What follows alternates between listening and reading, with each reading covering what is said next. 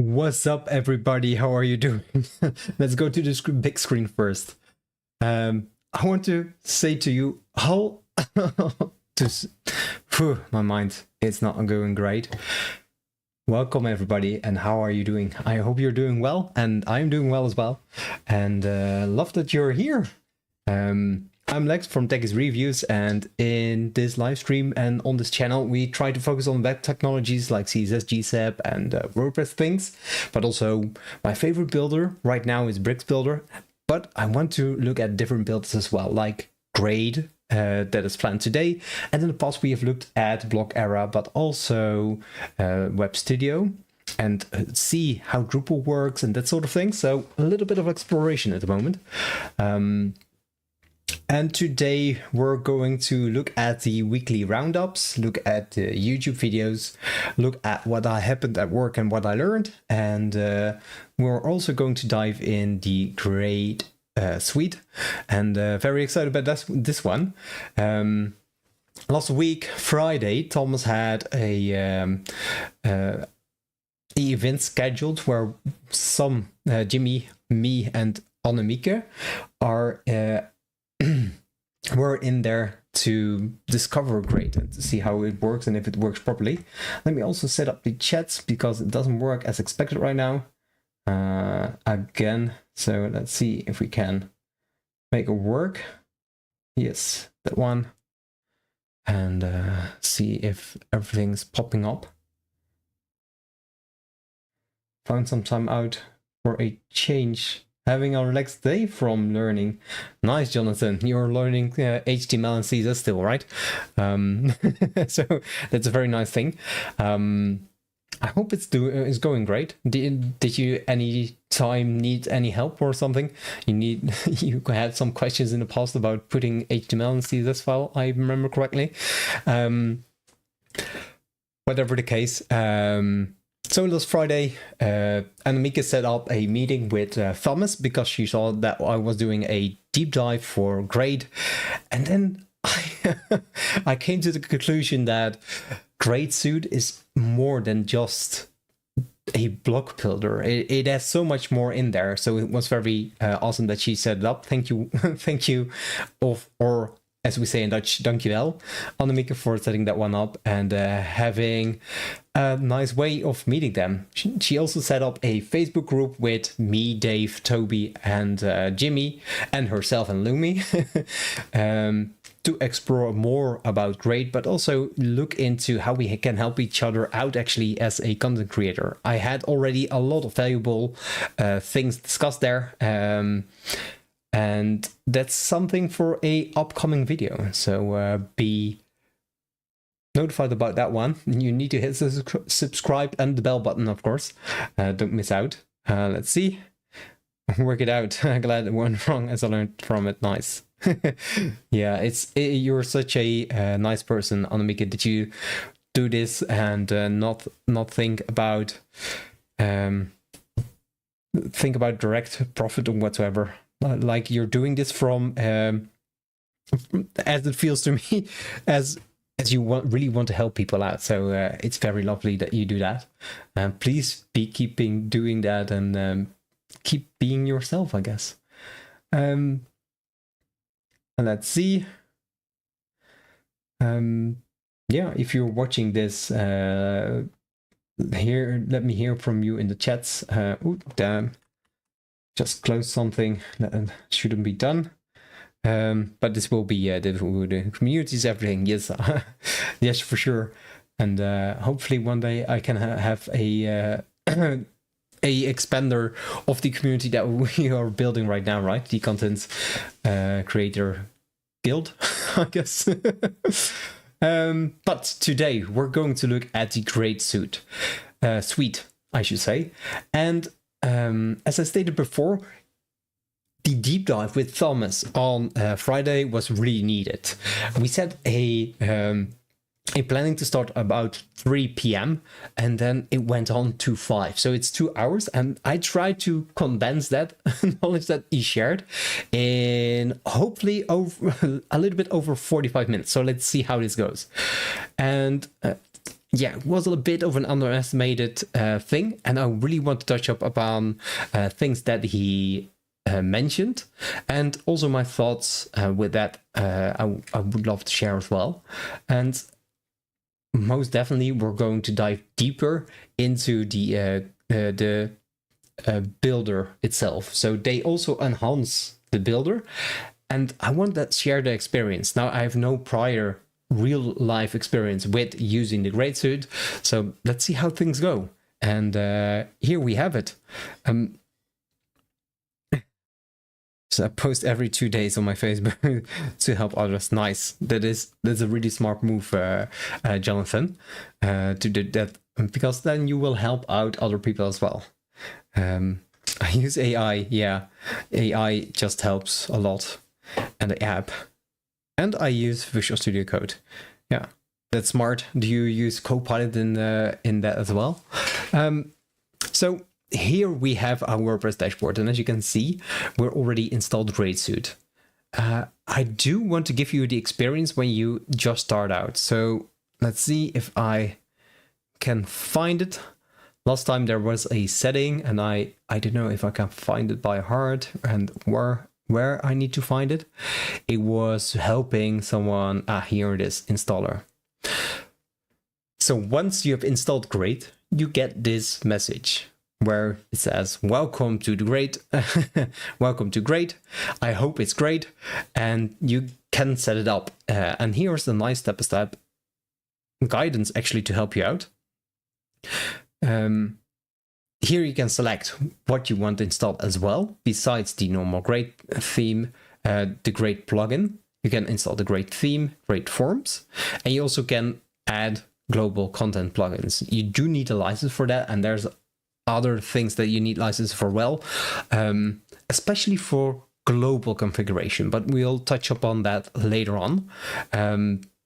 If you have one-off local install, then you perhaps don't need the global content plugin. Here you can select what kind of features you want to be added. By default, there's dynamic templates, custom post types, meta fields, pop-ups, and much more. It's really very feature rich. And then you finish up and you can activate a child theme, add a license, and that sort of thing. We'll leave the setup for now.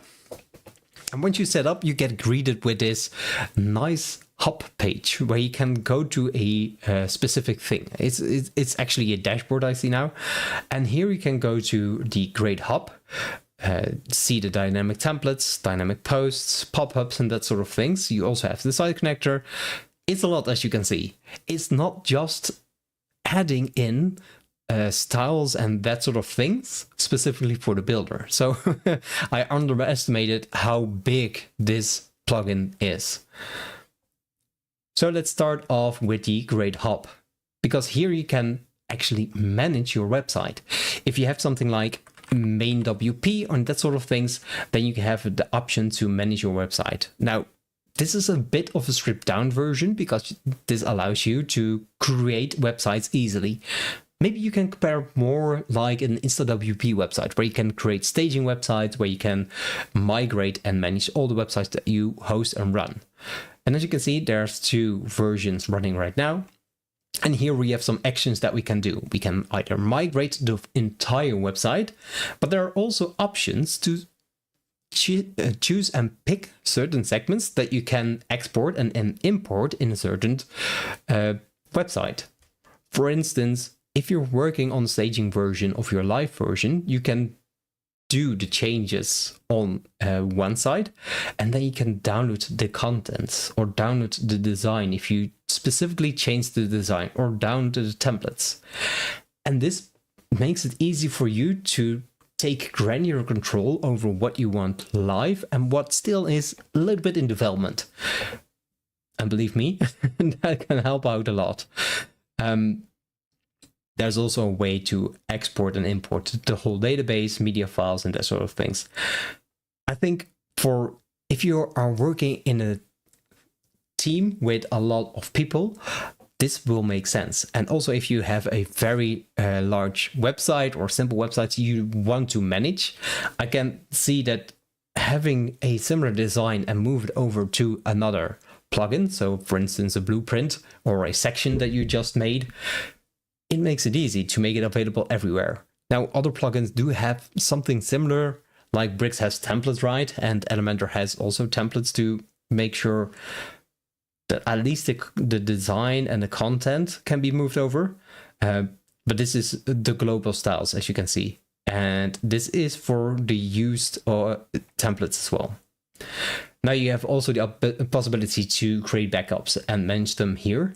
So this is also a backup tool and also a database management tool where you can see all the databases and you can make changes to them, replace values if needed.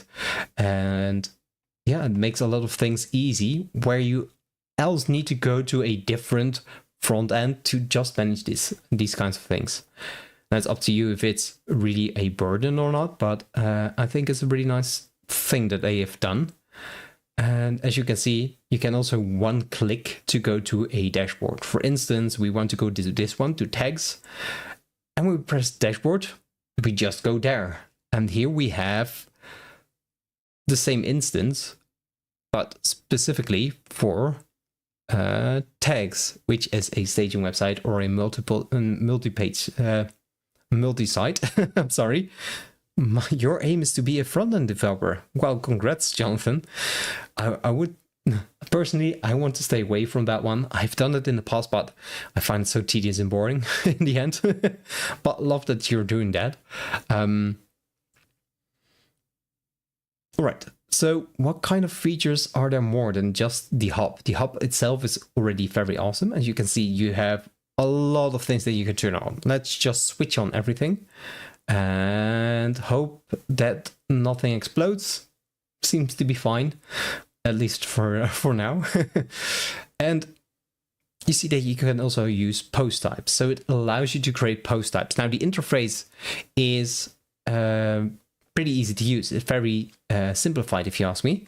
For instance, we want to add testimonials. We can create a post type, and congratulations. Now the post type is created. And here you can do most of the things you would do in something like ACF or that sort of things, where you can add the testimonials and make it plural. Testimonials and testimonials is something that you can create apparently. And you can change the icon, you can change the position, what kind of standard features will be available, but also take a look at availability of site-wide taxonomies. For instance, oh, there we go. Hi there, Max, how are you doing? Nice of you to join. Long time no see. And you can also set up other settings here. Now I have the feeling that it is not as feature rich as ACF, but it is just a feeling because I haven't looked in to ACF in ages. Jet Engine I have looked into. But yeah, this still feels that there's enough that you can do at least. For example, if you want to have a testimonial, we want to add a avatar in there. We can set up a avatar in here as well. It doesn't need to be required. Then we can set up a rating, and there should also be a rating. And we can put in a number field from 1 to 5, for example. Default value is 3.5. I don't know if you can do half steps, but let's see. Let's see if we can break things right. Break things. And here you can perhaps set a position. Position. Like, are you a CEO or something like that? What I love is that you can make it short, normal line, or long. So let's keep it short, and let's hit update. Now we've added a custom post type. As you can see, it's already available here, and we can create our testimonials. And here you see that everything is available. So let's say the Annemieke is in there. Let's see if I can find. Do I have anything that I can use right now? It's only a screenshot. I don't think I have a very good. Oh, this one. It's a picture of a cat. but it exceeds the maximum upload size. So that's a good thing that something like Tiny PNG is running. Let's see that we can pick that one. Let's optimize it. 5 megabytes. Jeebus. Let's see if this goes well and have a little sip. How are you doing, Max?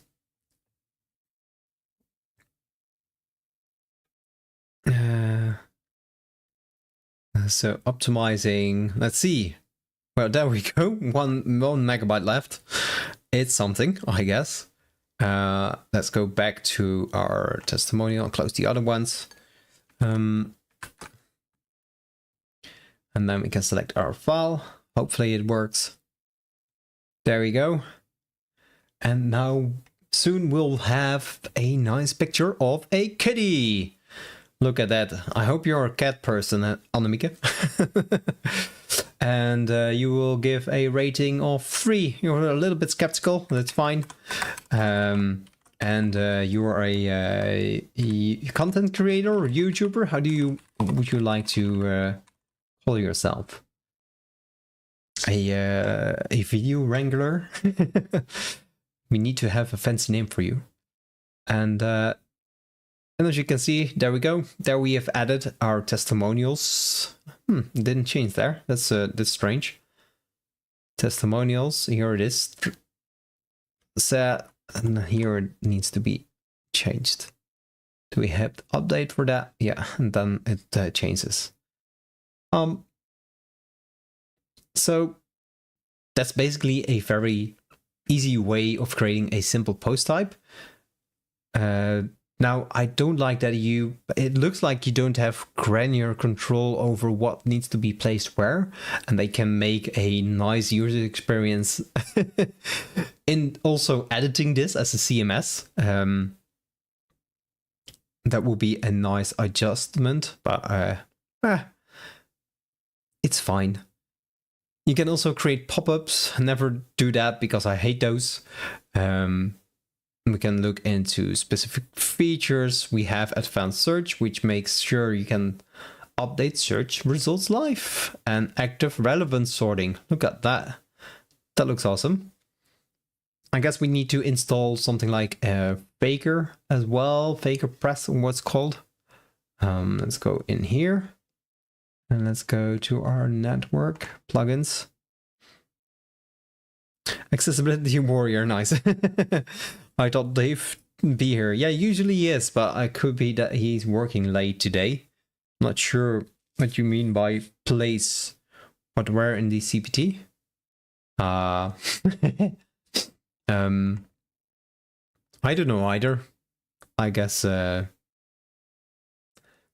it isn't activated. Let's keep it as is, it's fine. And then in here we can go to for fake press. Ah, my nose is itching. It's insane. Install it. Yeah, he does work a lot, especially the last few days.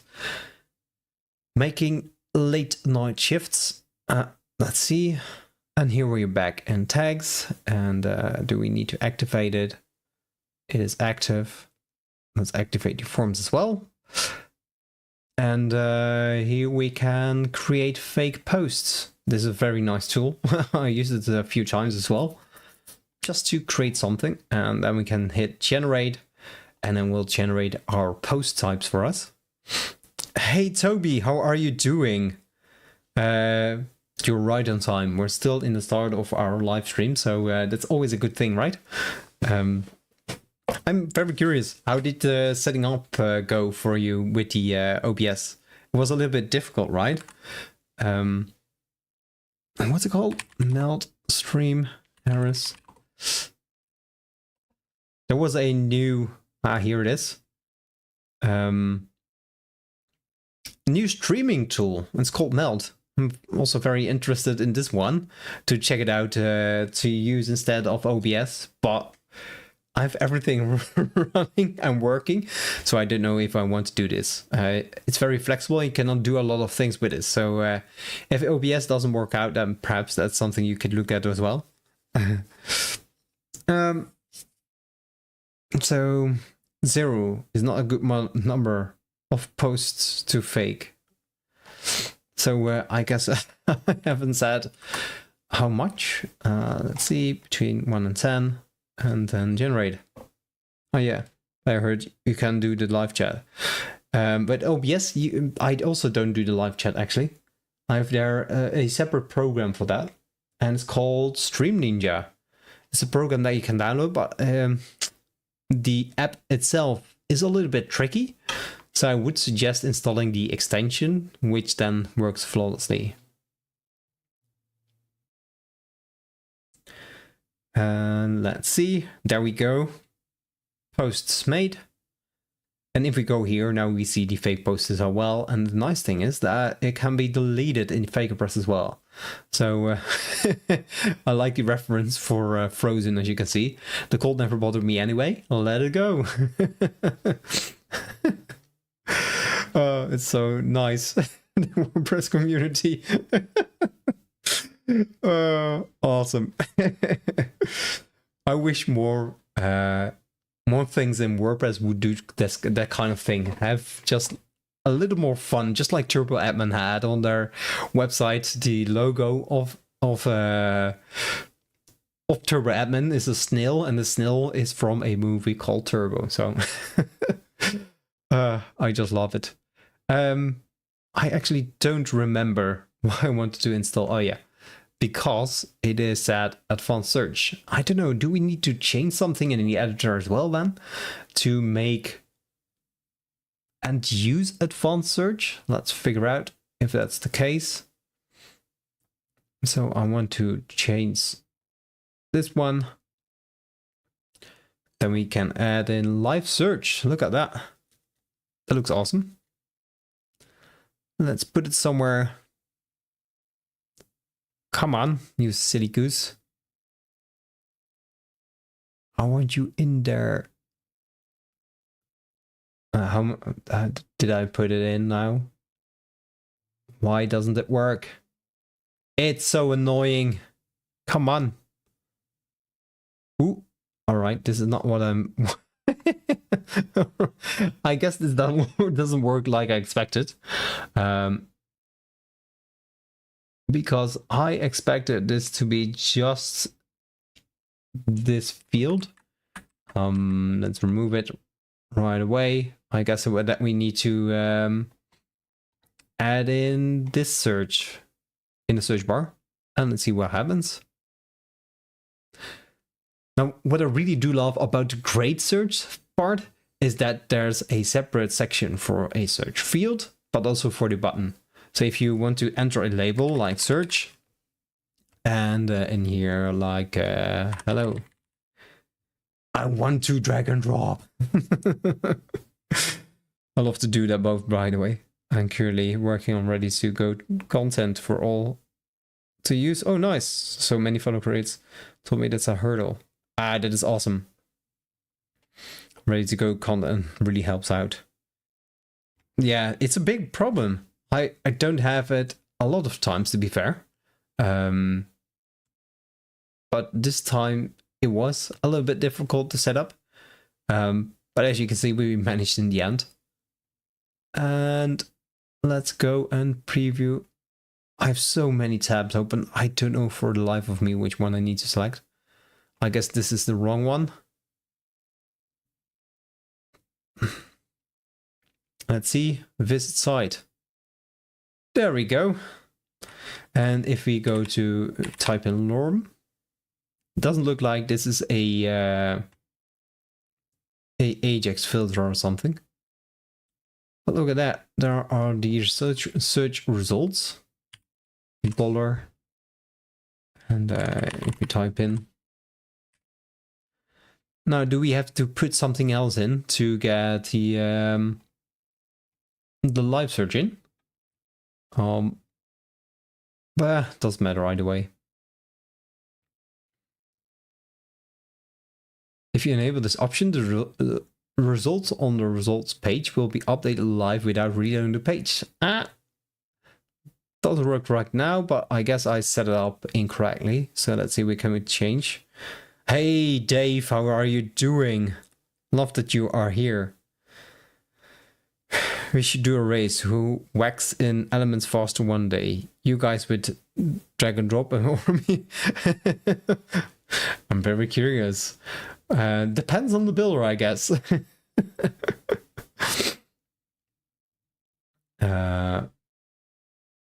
Let's see if we can make changes to this one. Then we can... No, we don't have to change the header. This is the search result page, so we can change that one up. Let's see if we just... Yeah, we want to delete everything and then put in the live search. And let's save this. And let's have a looky look. Right here. And type it in. See what happens. There we go. Now the live search is working. And we can search also the different categories, so that's nice. That there's directly a filter, and if we want to change and remove that one, this is just a normal block, so it is very much possible. You can also add in other blocks, so it's really dynamic. And what happens if we put in this one? We can select categories, and there we have selection. I wonder, is there currently at work, we're working, now the website is live, but we worked on a website that had a specific way that filters need to be sorted. It's not alphabetically. It is first all the N filters needs to come, then the A filters needs to come, and then the rest of the filters needs to be in the list. So wonder if there's a add filter functionality that we can change the sorting of this specific filter as well. Maybe something to ask Thomas afterwards. All right, but the live search now works, so that's good. And it's very easy to add in, and then you can do all sorts of changes if you would like to. Now let's go to the next feature. The pop-ups, I never use them, so that's fine. Template, advanced accessibility helps make your website accessible. All right. Do we need to do something to make it accessible? Here's some other changes that you can do.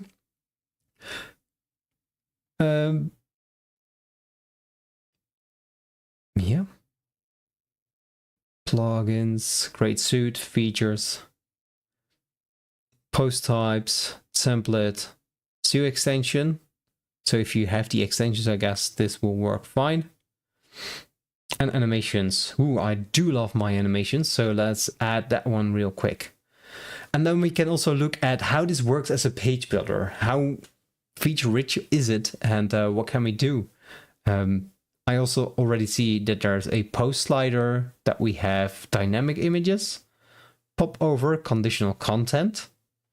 So what can we set with conditional content? We can update live, so you don't need to reload the page. We can avoid caching, and we can add certain conditions. This is very good actually for A/B testing as well.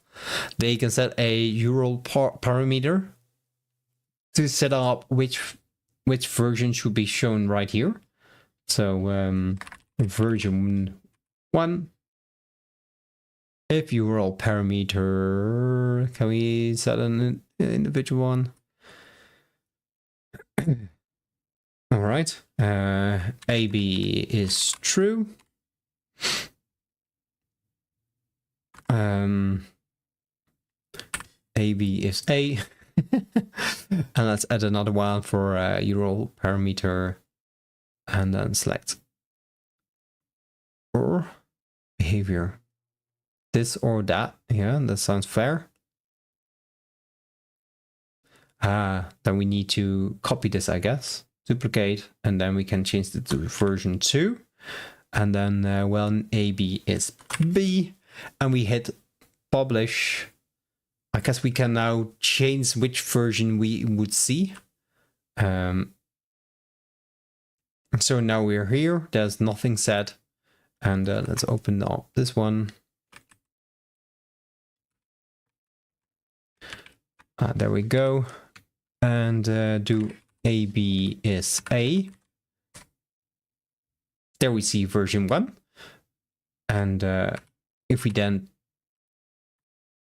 type in ABB, as you can see, we have version 2. So we can do some A/B testing to switch the conditionals.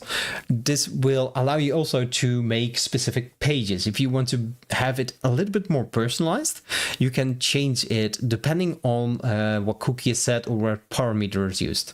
I can see this be very advantageous when you have a page like a home page, but you want to do different hero sections depending on what AdSense link there's clicked on. So if they click through Google, for example, and you have a sponsor section there where you can put ads, they can set a euro parameter that they can see a certain kind of discount, especially for them, because you have set up AdSense in that way. We can also see that there are some other settings that we can set up as well. So you can make it very personal. You can set a user role and have certain kind of user role. So if you want to create a blog post when somebody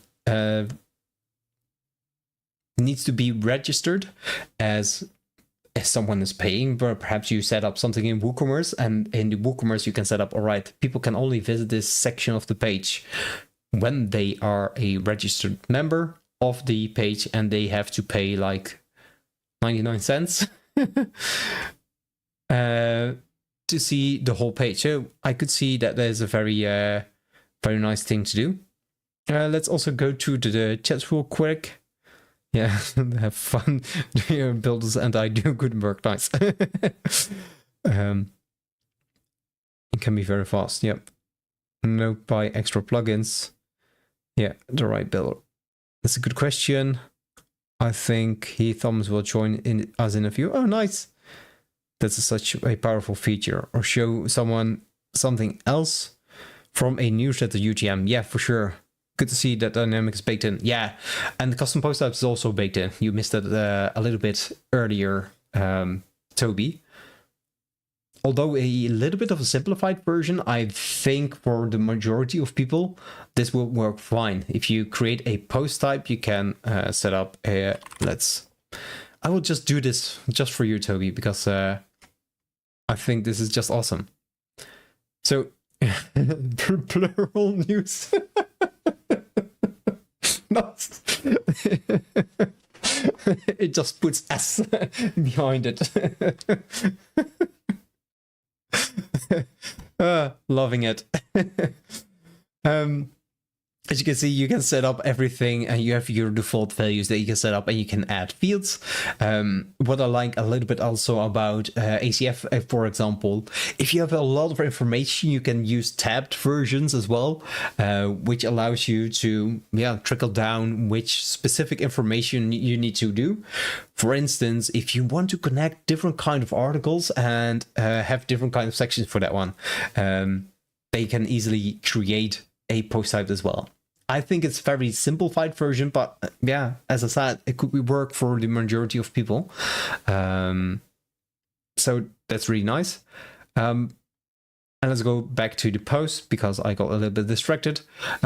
Because I wanted to look at what kind of design possibilities there are. It's also nice that Control-Delete is working. I saw that there's an animation section. Really wondering what this is able to do. It is a Lottie or a booty moving. All right. It's an Ibri. So it's a very good thing.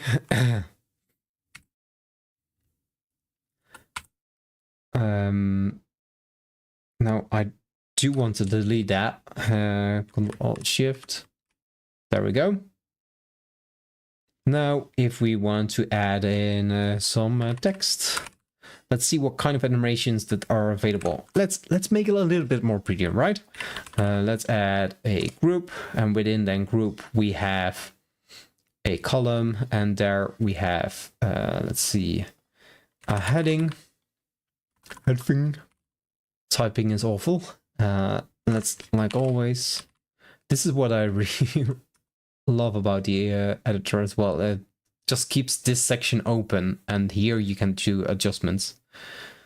And button. Oh, we also have great buttons. So let's add that one. There we go. Test, and then afterwards we add.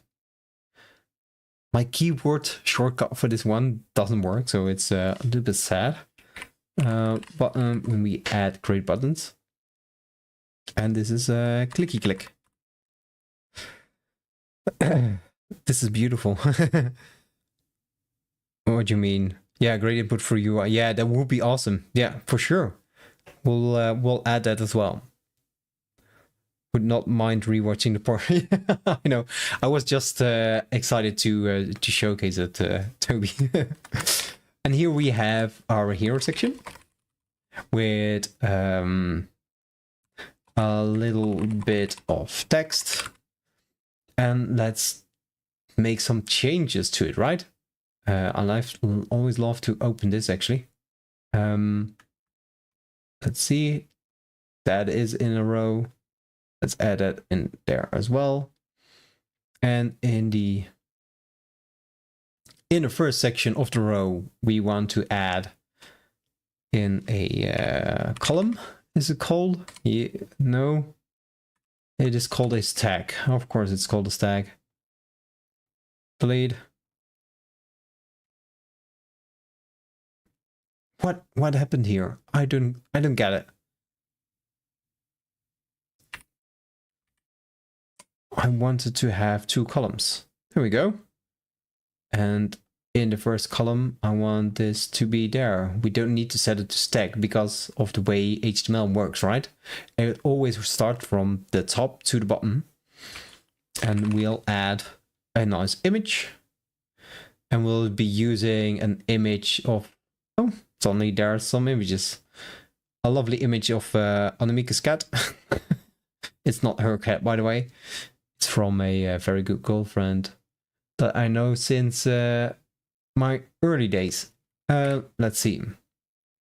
And here we have a very simple section. Now let's see what we can do.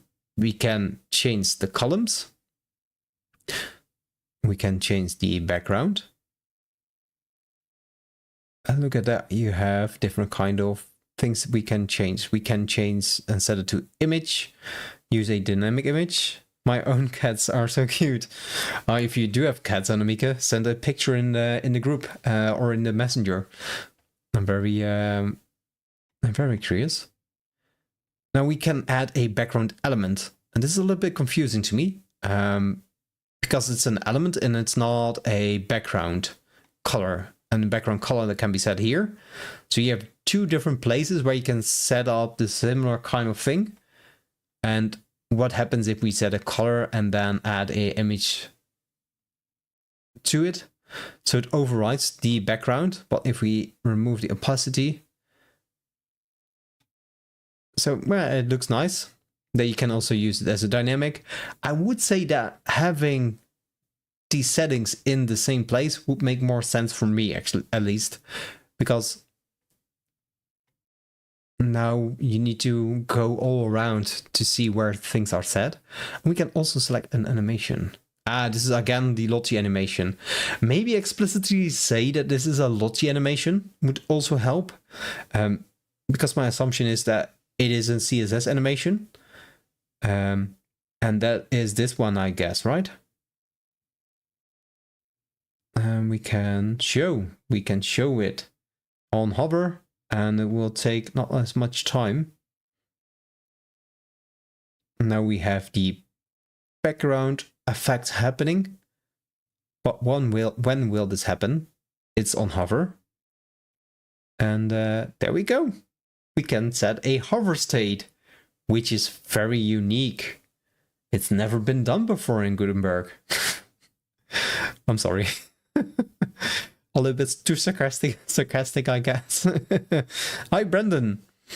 I'm still trying it out a little bit. I think there's a lot of UX and UI things that can be improved. Just like this gray button right here. it's not very obvious that there's changes that are done there. So having a different color would make sense. Make it a great color. Make it a great color. Make it this purple. This purple is also being used when you just install the template or make it yellow or something. That is really, really distinctive that you can make changes. We also have up overlay as well. What the? So you can make a triple background all the way. What does it mean? Not even a double rainbow can match this kind of flexibility. None. Solid. All right. It does make sense to have those things in one place and not in different places. Here it is the color of the overlay. And here we have some kind of element. Should it be reflected that it is an image? I think that makes the UI a little bit too busy. And also I'm a designer. I don't like the difference between the one and the other sphere or circle. We can also set up a gradient. Look at that. That's just great. And this looks like something that I'm used to using as in GreenShift as well, having preset gradients, and a very easy way to add another one if you would like to. Another color. That looks pretty. And then we go to patterns. Ooh, you can add patterns as well. Man, you can go all white. This is awesome. Woohoo! Ooh, this looks ugly. My eyes just start bleeding. No, not for real, by the way. Tiny squares. I don't know. I don't understand. Where is the shadow coming from? There should be perfect pixels, right? Doesn't matter when we change the opacity. No, it doesn't. Move with content. Gotta move with content. I like the preview here, but it doesn't match the rest of the things. So I don't know how much I love it. We can also add a separator. Look at that. Can change the height. Hey Jimmy, ooh, a lot of messages. That's Gutenberg. Go down to animation. That one is, yeah. Hey guys. Hey Thomas, how are you doing? Nice of you to join again. This is also great. This is also great UX input for a project. I hope you're all good, guys. Hey Jimmy. Hi Thomas. Love that you're here. You can upload your own as well. Nice. That is awesome. Upload. So in patterns, we can upload our own. We have custom pattern, and then we can select it, and then you can upload it. But how should the file look like? Should it be a PNG that has a pattern, or should it be a CSS pattern, or should it have a kind of JSON? What kind of pattern can we use? It looks like we're going to use images, so let's see. Ooh, look at that fancy pattern.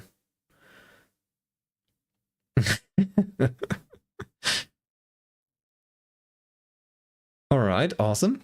So I guess that answers my question. It should be a PNG or an image at least. I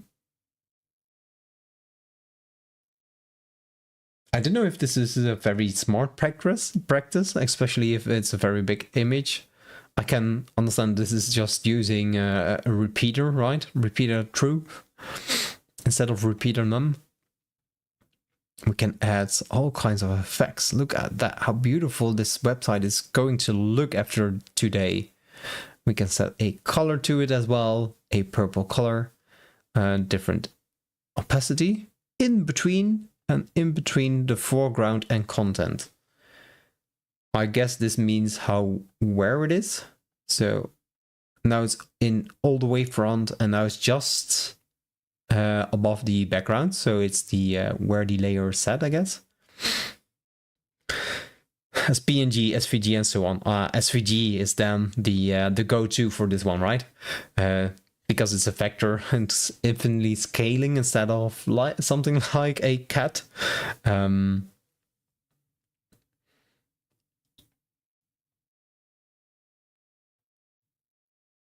Yeah, loving this. Now we set a background hover, but we have put so much layers on this. I wonder if we even see our animation.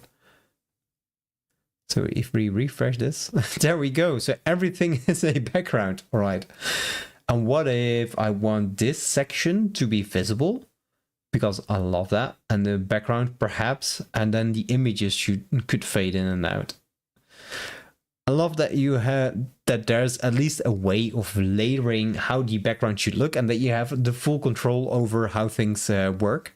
I do think it's a little bit weird that this is then part of the background, and you can set a background element here. You can set a overlay for it with a gradient or whatever. That you can also set a pattern and also set a separator, and they're all part of the background, which you can find here. Here you can set the background color.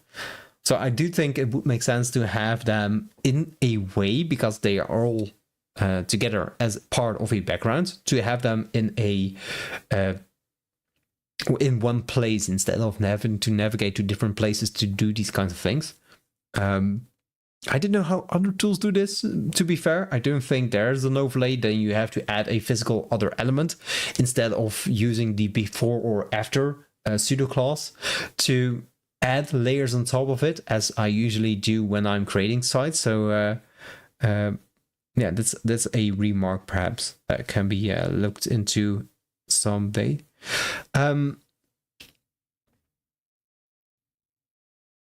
Let's see what we can do with our text. And we can set it to text lines too. And this, if I remember, does mean, ooh, this is not good. The ellipse, it doesn't become longer than the amount of lines that we set here. So if we have 4 lines, we see that we have 4 lines of text, and we can reduce it to 2. But what if we... Oh, I did something wrong. If we put a lot of text here, you see that the rest is still there. I wonder how this views on the front end. Yeah, it's not the first 2 sections that I would expect to see. It is the 2 first line, by the way, sorry. But here it's not reflected, and moving my mouse, the cursor up and down, you can change the section. Here, section, or number of text lines. So it's nice that you have at least the possibility, and if you want to, you can change it depending on where it's active, right? If you want to have more granular control over how many lines are visible on tablet and on mobile, you can select it right here. Also here we can set some kind of animation to this specific section. So perhaps we want to click on it and then it fades up. But I want to show it, right? Fade in and up. Ooh, we want to change the color. Let's see what we can do, making it very, very nice looking. I mean, I'm a professional designer, so I want nice looking stuff. Let's see how nice we can make it look. So if we hover, we get this. And if we click this one, we have a different color. That's nice. And if you click it again, it toggles. So it's a toggle, right? It changes color, but it toggles. So it should be toggle color to make it sure that people understand that you change the color and then revert. When doing that, we can also move it, scale it, and do all these animations. Now, as someone who likes to use animations and likes to do something with animations, I like to have a little bit more granular control. So instead of just using the translate, I guess there's a look at that, data animator 2, and there you have the class. And the trigger is true, trigger false. So now the animation will be undone. And we can see that there's a lot of styling added. So that's nice. I am real. Nice. The chat's going wild. We never know, right? One time, too many times.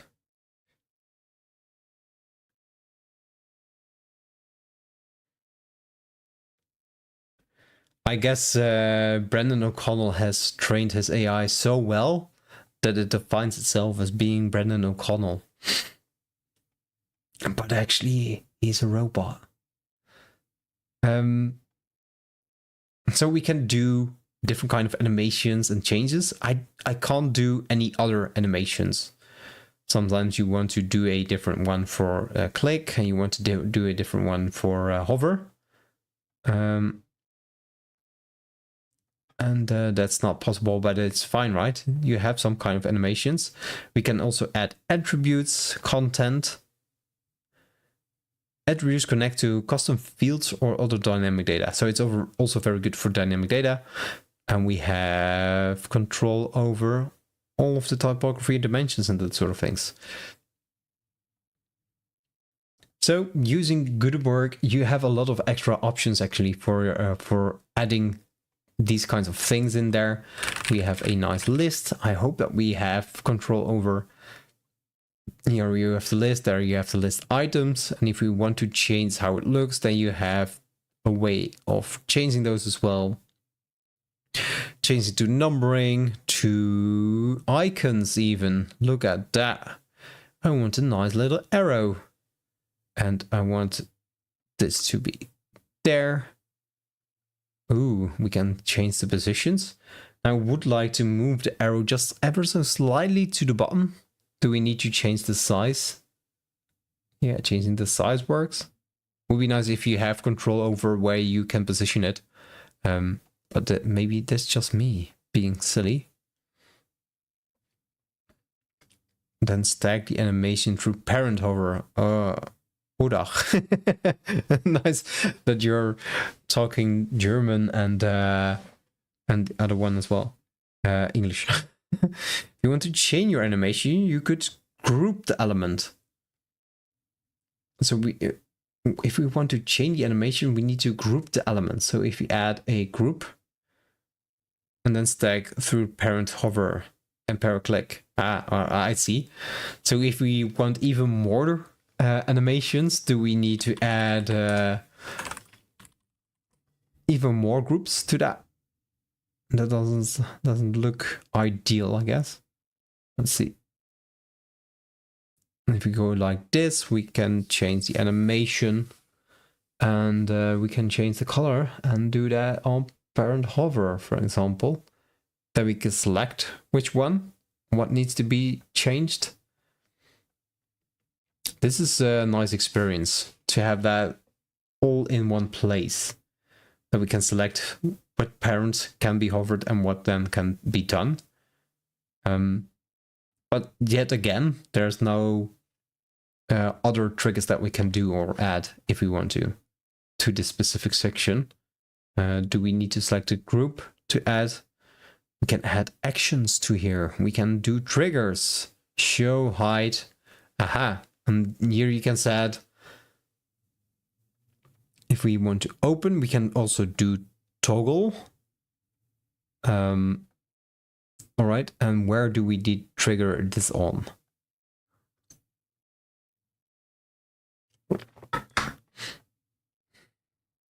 Now I have no idea where can I trigger this.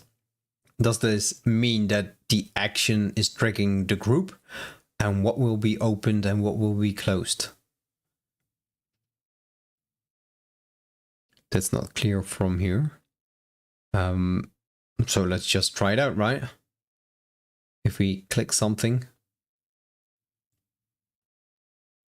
doesn't look like anything is happening. So I don't know. You are able to set a trigger in a button or other linkable element. All right. So if we set it right here, icon, HTML anchor, additional CSS style class, HTML anchor, and width.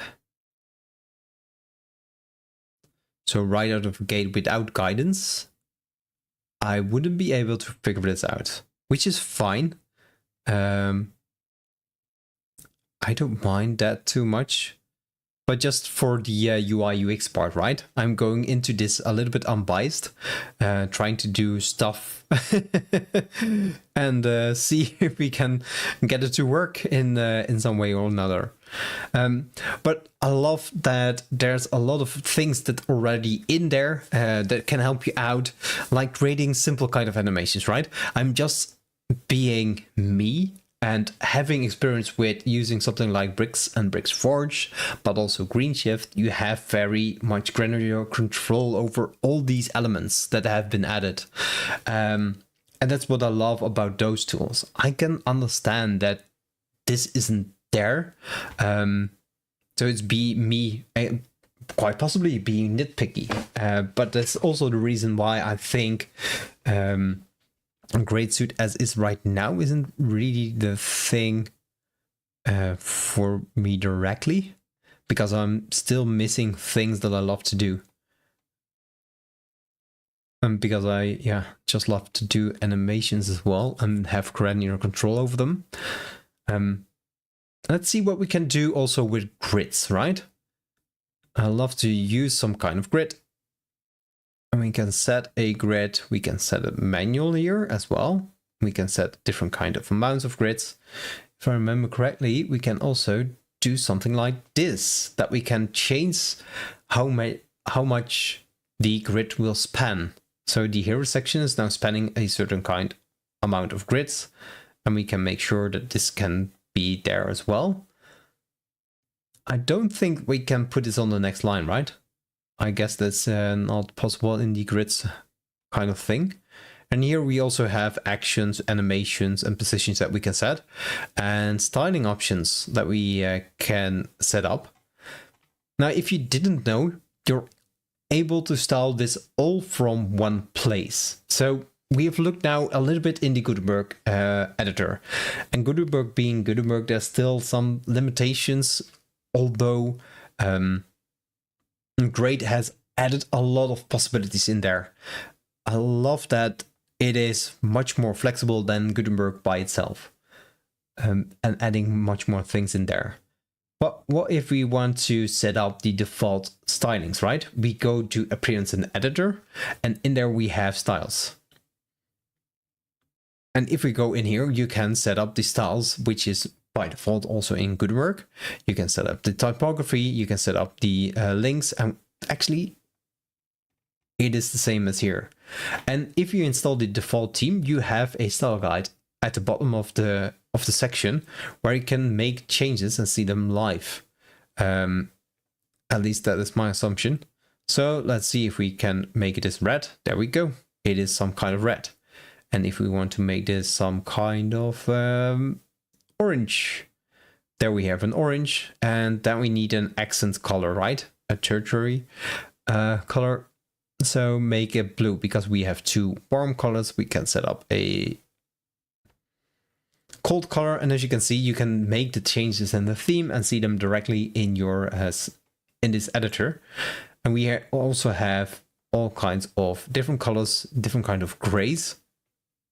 Yeah, it's still gray, so love that they have that as well.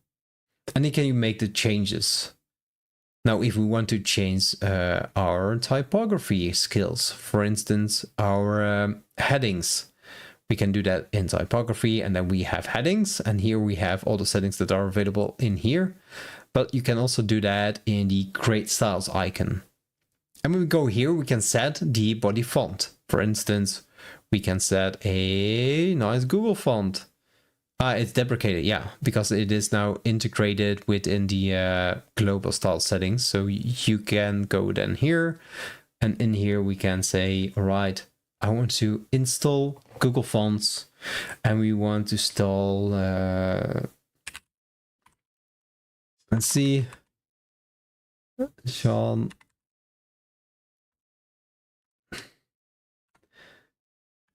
I don't see maybe this one.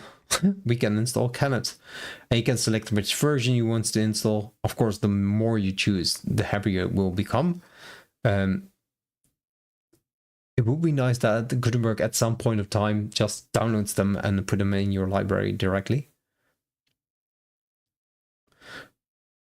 Right, see ya, take your time. I don't think I'm going to do a part 2, by the way. The toolbox above the editor interface.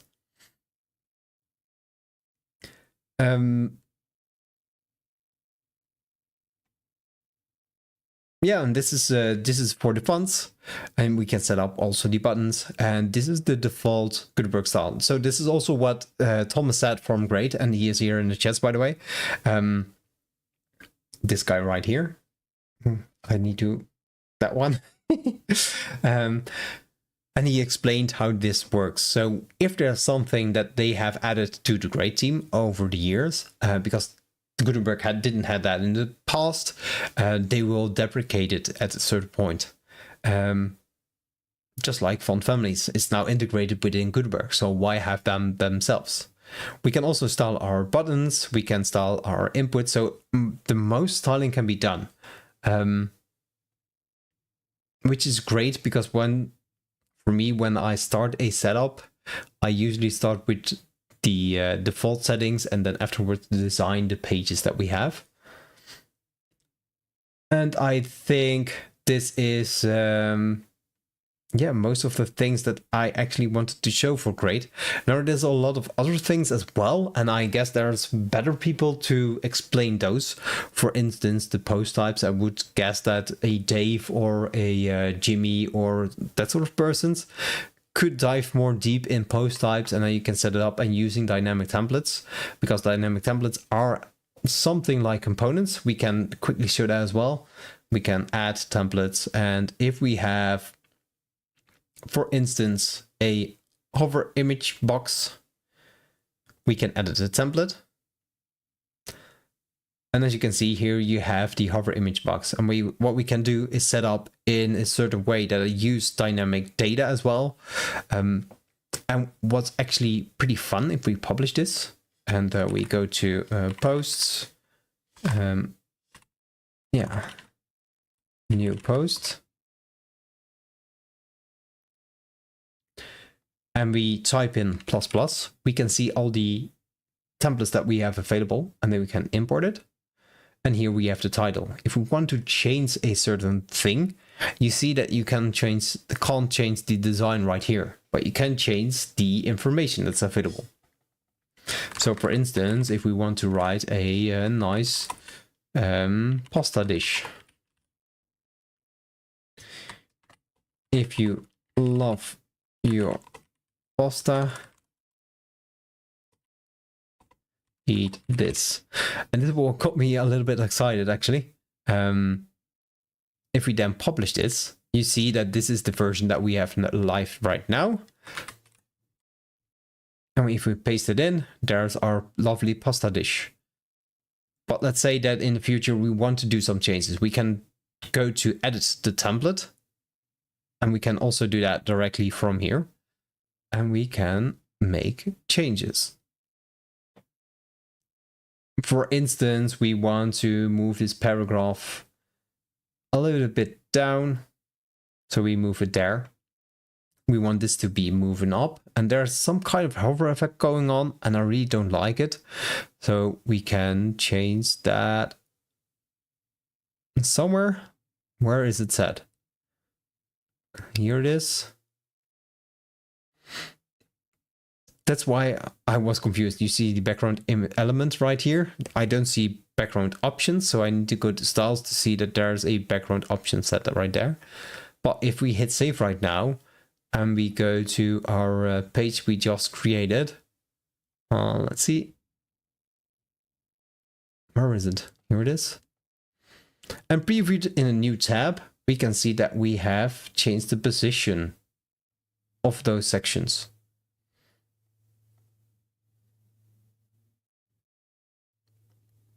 So it's using templates or something similar like synced patterns, but it's way more powerful. because we can change some settings right here. For instance, we can change the background, we can change the content, we can change this. So it's very similar to the components that we are used to using in Bricks nowadays, by the way. But we can also use it to show some kind of post. And if this is in a query loop, you can use the same data that is available in a query loop. For instance, if we want to add a query loop right here, and we will choose a start from blank, and we want to prove, why do we have extra? I already said that I want to start from blank, so why give me another set of options? And we choose the image hover box, and we want this query loop, let's see, to loop over the latest posts, and we can then set up the dynamic data, if I remember correctly. Dynamic elements.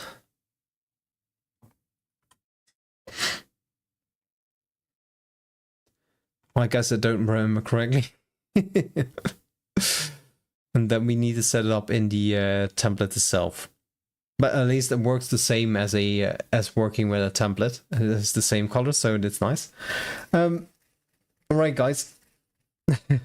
I think this is a little bit it. I hope it's a little bit chaotic, perhaps, but I hope this gives you a little bit of an idea what you can do with the Grade suite. Now, they also have a very nice looking roadmap where they share what is available and what's upcoming. So they are planning to do a headless API, so you can do use a external system like a CMS and then put in the API information inside of your website. This is very handy if you have something like reviews or something that you want to show on your own website. They also will be adding automated A/B testing, so very curious how this works. A payment gateway, and a lot of other things that are planned, as you can see. I also want to cover a little bit of pricing, because to be fair, that scared me a little bit, and that's because I'm looking at this as a hobbyist and maybe also a little bit as a starter in a agency. Usually they have a lot of things already available. And with a lot of things already available, I mean that they have a set of tools that they're already using. Most of the tools that they're using are paid a while back, and they already paid it upfront, right? Like the ACF Pro version, it was a one-time fee that you need to pay if you bought it like a couple of years back, and that's part of the stack. You have so that's for post types. Then you have what's called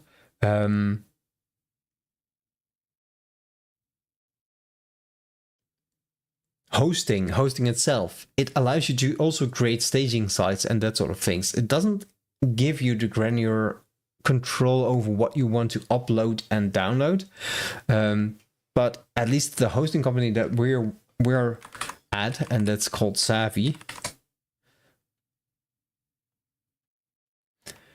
they allow you to create staging websites. They allow you to create different kind of sites and also backups live in there. So there's already a tool that we use that's managing our websites on the host, because this is also our hosting. Then you also have the form plugin. We didn't look into that right now, but that's also something that we can add it. But yet again, it's a one-time thing that we bought a couple years back. And although Grade has a lot of things, I wonder which version would be very beneficial for someone that has already a buy-in into a very big suite of tools that they already use. They have a very big stack. And if you see the biggest price for an agency for $49, where you can have the staging sites, I wonder if this is a pricing that people at my work would consider. 449 per month to do these things.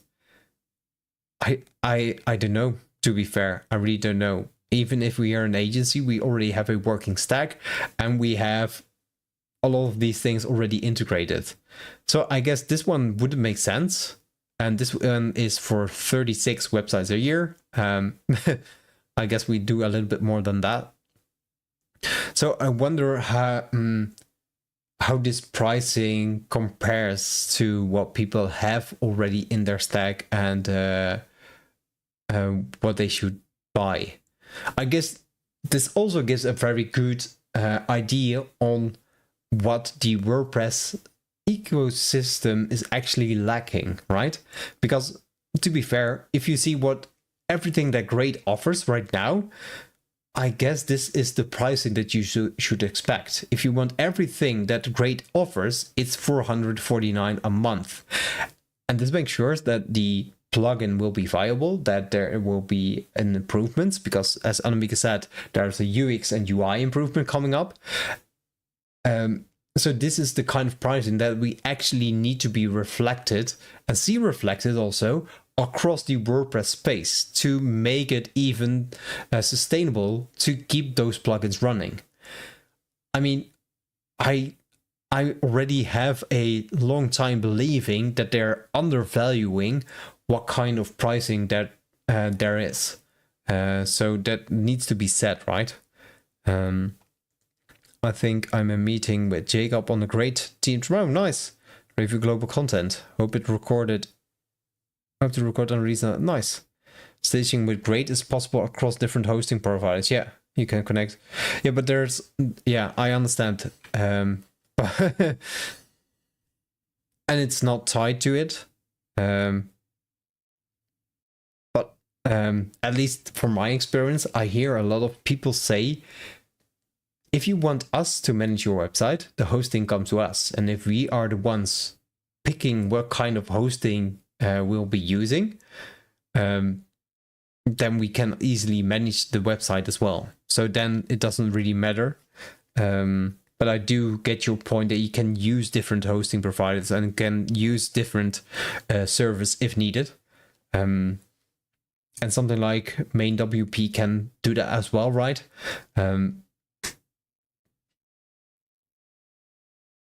But yeah. So one last thing to say, of course, would I be using this in future? Now, I think for my hobbyist kind of way, I would be using this one, where I pay 99 euros a year for one website, because else we don't have the updates. And can try out Great, but as I stated, there's still a lot of things right now that can be improved if we look into other design tools. Because Great, for me, the most important part of using WordPress right now is to have a design tool. And it's awesome that Great has everything that you could need.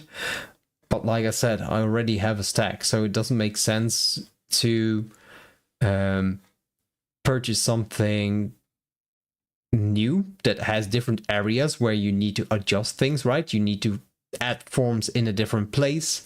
We need to add templates in a different place. I mean, I haven't looked into it, but I'm assuming that we can't create a template directly from here, right? If we add a group and add a paragraph and add afterwards a heading, and then select our group, we can create a dynamic template from here. Hero. Enable content overrides. Oh, there we go. We can directly create a template from here. And if we want to do edits, then we go to another place. So if I remember correctly, with synced patterns or partially synced patterns, you can do it in the same place. So let's just copy this. And then it's still locked. Nice. Apply. Now it's unlocked. And if we move this to create a pattern past, it is an unsynced pattern.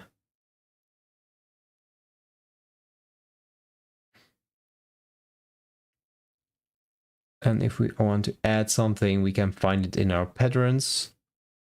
We don't see our templates here, dynamic templates. We do see our templates here. And we have our patterns right here.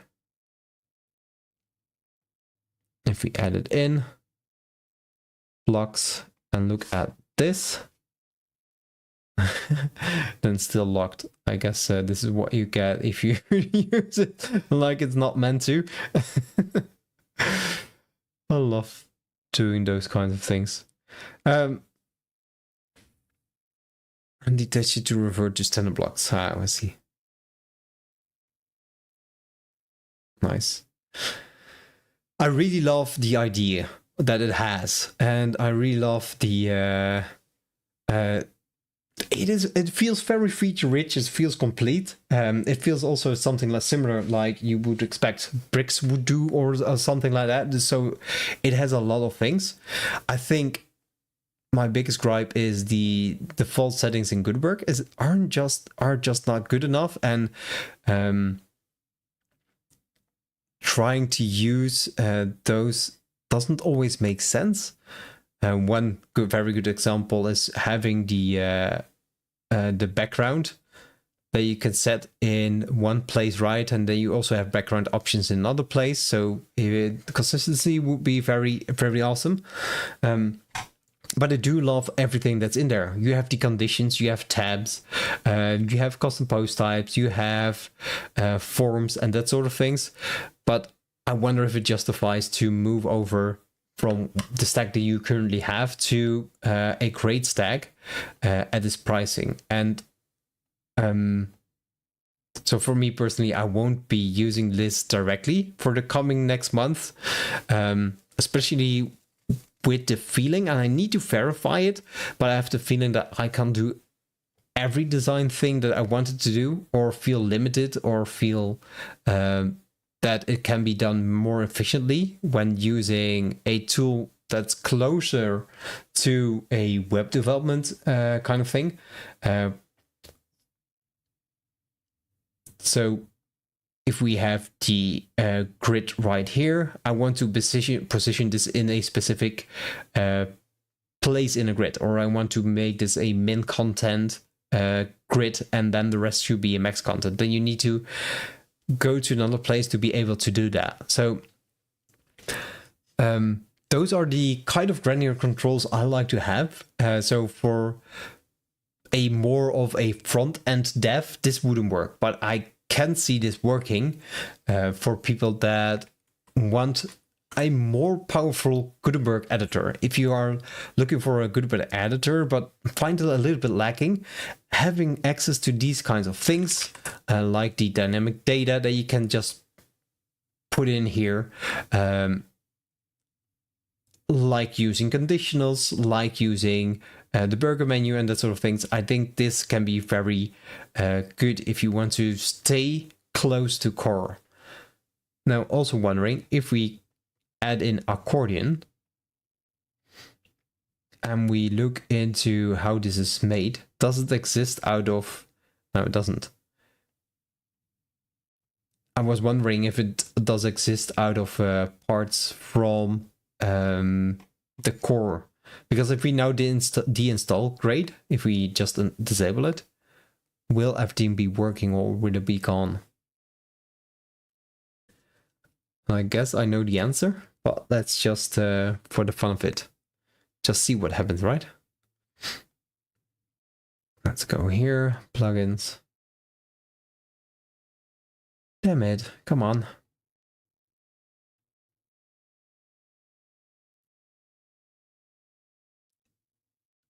And if we now go to here and refresh it, and we deactivate them both. Now the question is, are our styles lost? Do we still have access to the blocks, and we don't. And there's also no replacement for them, right? If we don't have access to the great accordion, our data is also lost. And it would be nice that at least the data is still there, so the text is still there, so that we can use our heading and that sort of things. I don't know how it would work, to be fair, but it would be lovely if there's something that can be done to add those. I'm getting tired. I guess that's it for today. Having a look at great Thomas, thank you so much for joining and helping out again. Also, thank you for last Friday that you showed around in grade. And Annemiek, Dave, Toby, Brian, and Jonathan and Jimmy, thank you all for joining and being very active in the chats as well. I covered a lot, and I think I have everything covered. Next week will be a different live stream, so I don't want to explore another page builder before I have clear what I personally want from a page builder. Because just like Dave said to me, you're just showing the overview of the page builder, right? But there's no tangible kind of thing that we can say, all right, this is what lacks and this is what it still needs to be done to make a great tool. So what I want to do is create a Figma file that we can use as a basis and see how we can create a website from it. And if we use another tool with another way of building it, how does it improve our way of working? And that's something that I really want to explore. I really want to understand. If we create a hero section, does it look, how far can we get it to look the same?